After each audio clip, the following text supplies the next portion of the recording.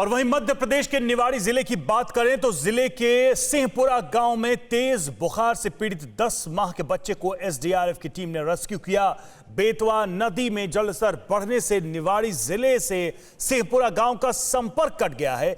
गांव टापू बन गया है। गांव के एक ओर बेतवा तो दूसरी ओर जामनी नदी है। 2 दिन से हो रही है जोरदार बारिश और बेतवा और जामनी नदी उफान पर है, जिससे ग्रामीण गांव में कैद हो चुके हैं। गांव के लोग वहीं पर कैद हैं, कोई छत पर है तो कई ऊंचाई वाले स्थान पर शरण लिए हुए। ऐसे में इस मासूम को डॉक्टर की जरूरत पड़ी, लेकिन कोई उपाय नहीं था, कोई चारा नहीं था। तब जाकर धरती के इन देवदूतों ने मासूम को डॉक्टर तक पहुंचाया।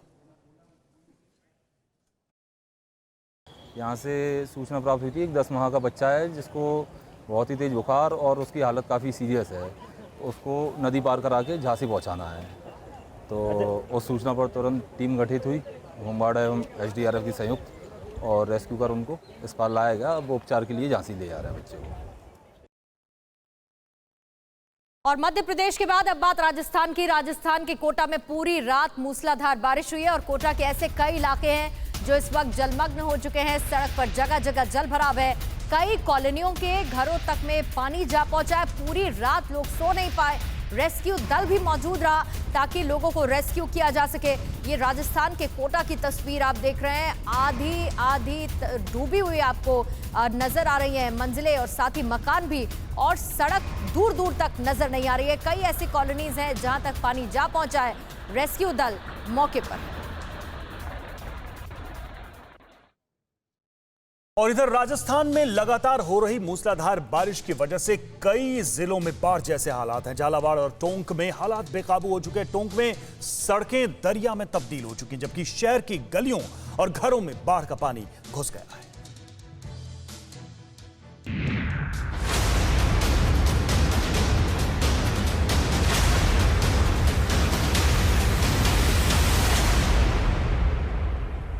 सर, मेरी भाभी जी लगती है, उसका इलाज चल रहा था जयपुर।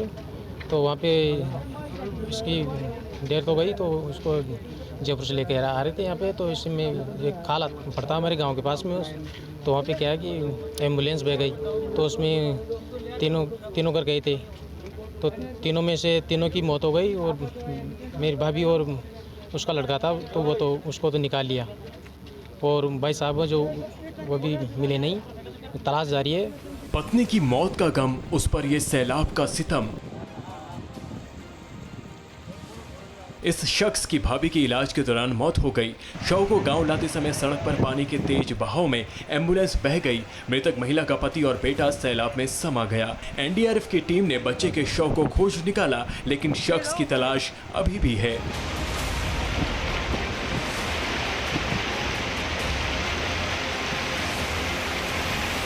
दरअसल टोंक से निवाई में सड़क बाढ़ के पानी के जलस्तर इतना ज्यादा था कि तस्वीरों में दिख रही एम्बुलेंस में पानी घुस गया, जिससे यह हादसा हो गया। राजस्थान के टोंक जिले में मानसून मेहरबान हुआ तो पूरा शहर समंदर में तब्दील हो गया।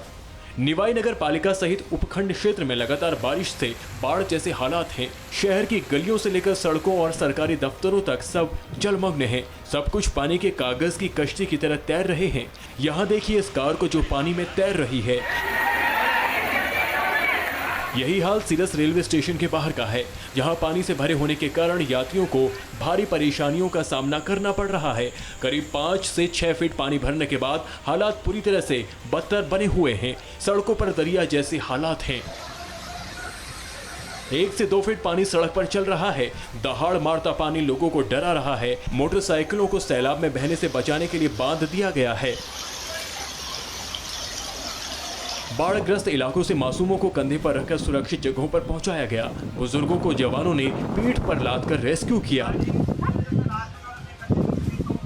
बारांग में लगातार बारिश के चलते बाढ़ जैसे हालात हैं। पिछले 2 दिनों से लगातार बारिश के बाद अब बारांग शहर में 4-4 फीट पानी जमा हो गया है। यहाँ घरों और दुकानों में पानी घुस गया। व्यापारियों को भारी नुकसान हुआ है। हालात यही है कि प्रशासन की कोई नहीं, चिंता फिक्र ही नहीं है। नालों की सफाई प्रॉपर तरीके से नहीं होती है। नगर पालिका में नया बोर्ड बैठा है, कुछ करने को ही नहीं है। पहले भी एक बार 2 घंटे की बारिश में यहाँ पे दुकानों के अंदर पानी घुसता घुसता बचा है और आज ये हालत है, आप देख ही रहे हो। व्यापारियों का दावा है कि हर साल शहर में बाढ़ जैसे हालातों से निपटने के लिए लाखों रुपए नगर परिषद द्वारा खर्च किए जाते हैं, लेकिन उसके बावजूद इस तरह की तस्वीरें हर साल हर इलाके से देखने को मिलती हैं। Bureau report, TV9 Bharatvarsh. Bihar की ज्यादातर नदियां एक बार फिर से उफान पर हैं। पटना के आसपास की 5 बड़ी नदियों में से 4 खतरे के निशान के ऊपर हैं। गंगा खतरे के निशान से ऊपर बह रही है और पटना के गांधी घाट की सभी 40 सीढ़ियां इस वक्त डूबी हुई।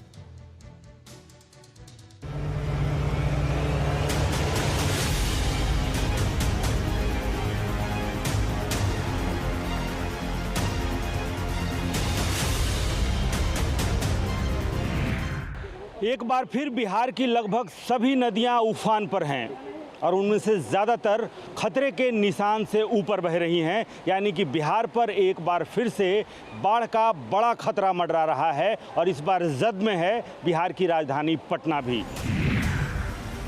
क्योंकि पटना के आसपास 5 बड़ी नदियां बहती हैं। ये सभी नदियां खतरे के निशान से ऊपर बह रही हैं।